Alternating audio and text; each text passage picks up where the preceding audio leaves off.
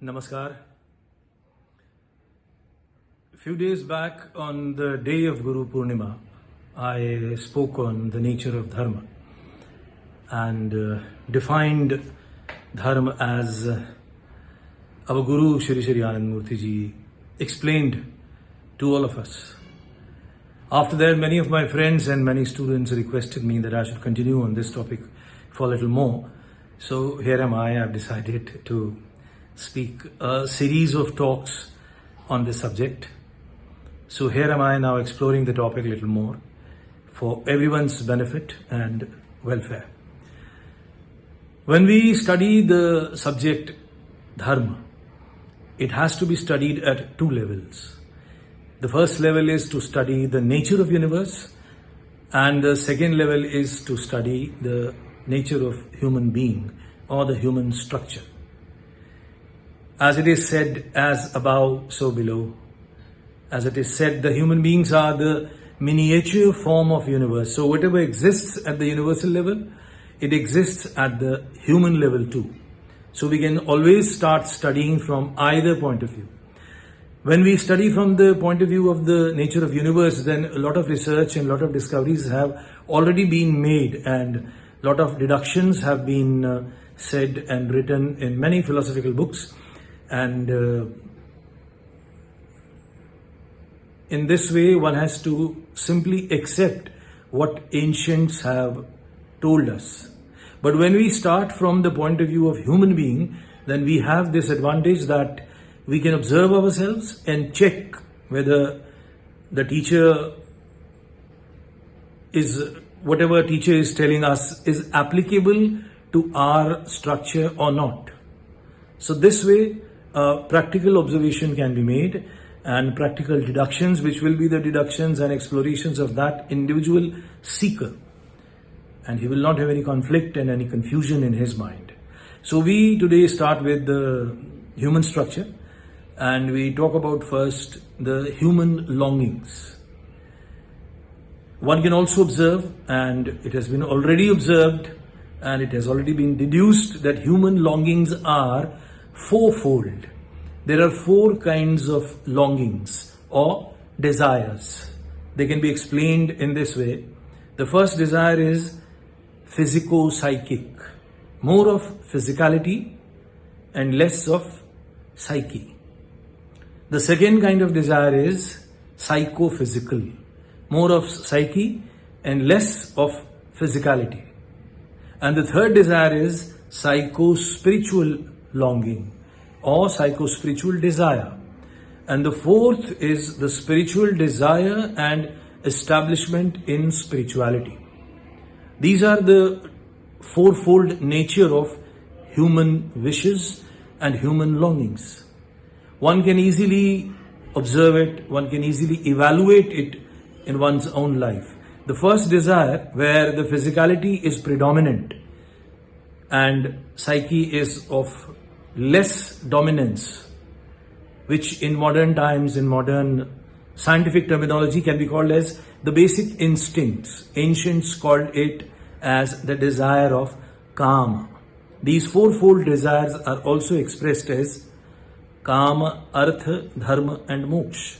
The four kinds of desires or purusharth. This is what human beings are composed of. The first desire is kama, which is physico-psychic. Food, sleep, fear, and the desire to procreate. These are all more physically predominant. It is the need of body. Body wants it. Whether the mind wants it or not, the crude mind gets involved in the fulfillment of all these desires. We function very voluntarily. Whether we want it or not, it happens. That is the world of physico-psychic. Ahara, nidra, bhaya and mathun. Whether we want it or not, it happens. It happens instinctually. These are the drives at a very basic level. In terms of yogic terminology, there is a particular kosh or the sheath of consciousness, the layer of consciousness, which is known as Annamaya Kosh. This layer of consciousness or the sheath of consciousness is handled by the food which we eat. It's also called as planetary body. All planets have their effects on this body. It is beyond one's control. Whosoever the person is, whatever great the person is, even if a saint is there, he has to function with these calm, ahar, nidra, bhaya and maithun. This is the first desire. So we agree with it. There is no confusion about it. The second desire is psychophysical. The psychophysical desire means whatever we do on this earth to earn money, to run our houses, to build our properties and wealth, to create a name and fame, to have social status, and whatever the whole world is running after comes under this desire known as psychophysical desire, and the Sanskrit name is Arth. Arth also means money. Arth means rupiah.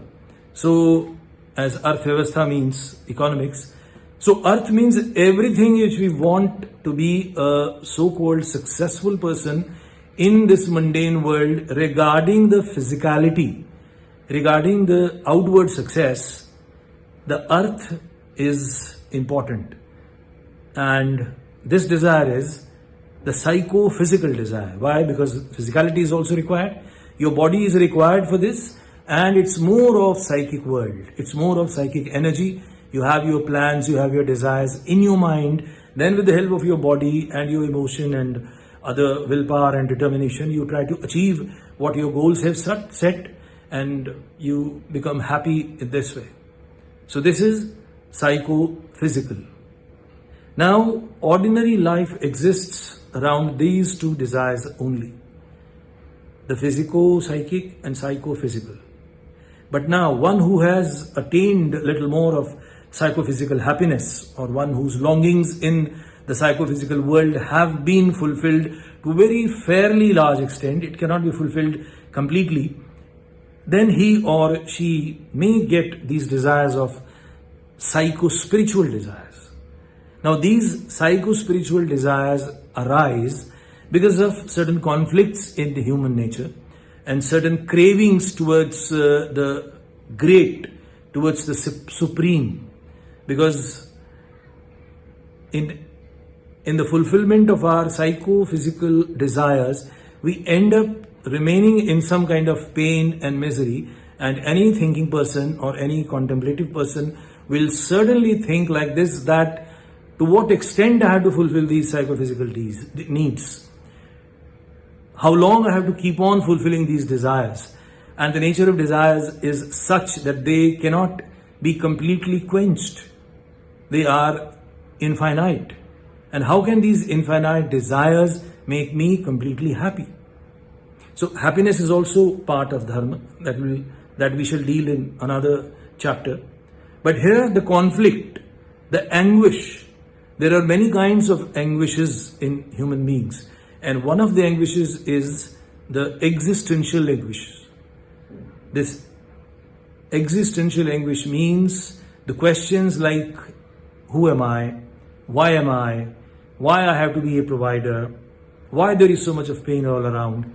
Is this, whatever I am doing, earning money and wealth, is this the ultimate aim of human life? Is this the ultimate goal of human existence? Am I supposed to continue till death like this only? Now these questions, when they bother you, when they trouble you and they make you a little sleepless, this is an anguish which gets created, and this is the spiritual anguish. And a person would then like to move on the path of knowing the real within you. This is the beginning of the third desire known as Dharma, or the psycho-spiritual longing. Now from here, the seed is sown for the psycho-spiritual longing, and then with various steps. First, the part of this movement is, the first step is study, which is known as Adhyan. You try to learn certain topics and certain subjects of Dharma.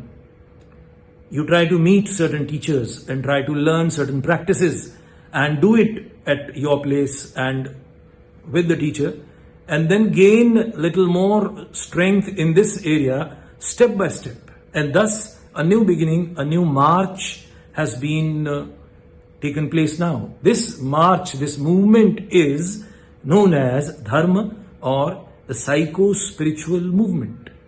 Now, when one moves on this path regularly, with a lot of struggle, because it's not a cakewalk, it is not a path of roses. There are thorns also, there is struggle, there are obstacles, there are barriers. One may fall sometime, one will again have to regain, or one may be lost in the entire process. There is no guarantee. It is a path of razor's edge, as the Upanishad says. It's like walking on the edge of a razor, edge of a knife. Anytime you may have a fall, but there are chances of permanent happiness. That is what psycho-spiritual movement is. That is what Dharma Path is. And when one is established in this Dharma Path, in this psycho-spiritual movement, when one is established and reaches the terminus, reaches the end point, which is known as the liberation, which is also known as the immortality, then the fourth longing is there, which is the spiritual stance, the spiritual establishment, in Sanskrit terminology known as moksha, or in English we call as liberation or immortality within the structure of our solar system. Because whatever we do, it has to happen within the laws of this solar system. So these are the fourfold longings of human being, and one may comprehend upon it, one may think over it, and see what kind of desires one has. The basic instincts, which I said, the physico-psychic, they are very basic. The psychophysical is a huge world, and most of us spend our entire lives fulfilling the needs and longings of the psychophysical world. And then sometimes many people want to quench their thirst of the psycho-spiritual longing, and then they move on the path of Dharma. So this is how Dharma is placed in the fourfold longing of human structure. I think this is enough for today. Next time we'll have another topic, another session. And till then, goodbye, namaskar, and have a nice day. Good wishes.